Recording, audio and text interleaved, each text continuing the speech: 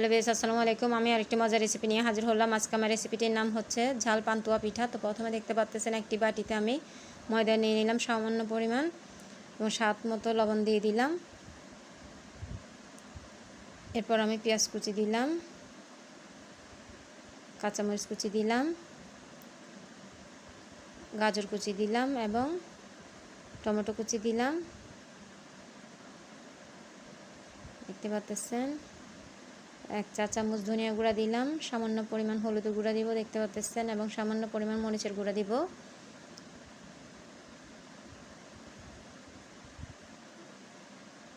আর অল্প অল্প পানি দিয়ে আমি একটা ব্যাটার তৈরি করে নেব। আর এই পিঠাটা কিন্তু নোয়াখালীর খুবই ঐতিহ্যবাহী একটি পিঠা, যদিও ওনারা মিষ্টিটা তৈরি করে থাকেন, তবে আজকে আমি ঝালটা তৈরি করতেছি। দেখতে পাচ্ছেন অল্প অল্প পানি দিয়ে কিন্তু আমি ব্যাটারটা তৈরি করে নিচ্ছি। আর এই ঝাল পান্তুয়া পিঠাটা কিন্তু খেতে খুবই মজা। এখানে আমি একটা ম্যাগি স্বাদ মশলাও দেব, দেখতে পাচ্ছেন। সবগুলা আবারও মেখে নিচ্ছি।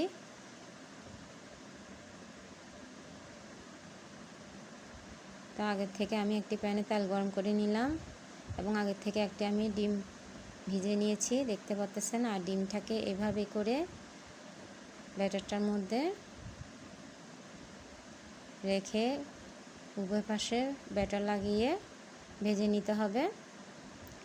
দেখতে পাচ্ছেন আমি এক পাট করে ভেজে নিব এবং এটা কয়েক লেয়ার দিতে হবে। তারপরে এই পিঠাটার সৌন্দর্য এবং খেতে ভালো লাগে, দেখতেও খুবই ভালো লাগে কয়েক লেয়ার হওয়ার কারণে। দেখতে পাচ্ছেন প্রথম লেয়ার হয়ে যাওয়াতে আমি দ্বিতীয় লেয়ারে দিব।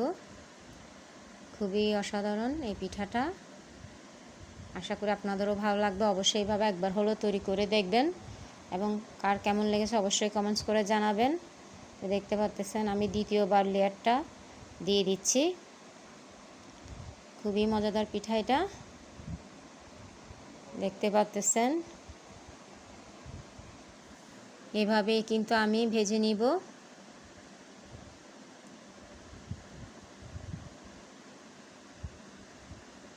আবারও তুলে নিচ্ছি, দেখতে পাচ্ছেন। আবার দিচ্ছি আমি। এভাবেই কিন্তু কয়েক লেয়ার দিয়ে পিঠাটা তৈরি করে নিতে হবে। আশা করি আপনাদেরও ভালো লাগবে। খুবই মজাদার পিঠা এটি, দেখতে পাচ্ছেন।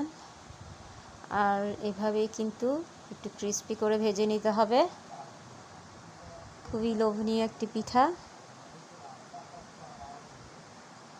আশা করি আপনাদেরও ভালো লাগবে এবং কে থেকে দেখতেছেন অবশ্যই কমেন্টস করে জানাবেন। তো দেখতে পাচ্ছেন এখন আমি একটি ছুরির সাহায্যে কেটে দেখাচ্ছি। প্রচুর গরম, ধরা যাচ্ছে না আসলে গরমের কারণে। দেখতে পাচ্ছেন আমি কেটে নিচ্ছি একে একে করে।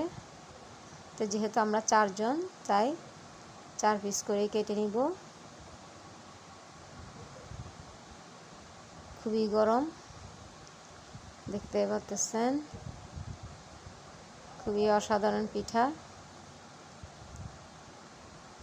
এভাবেই কেটে নিতে হবে পিঠাটাকে।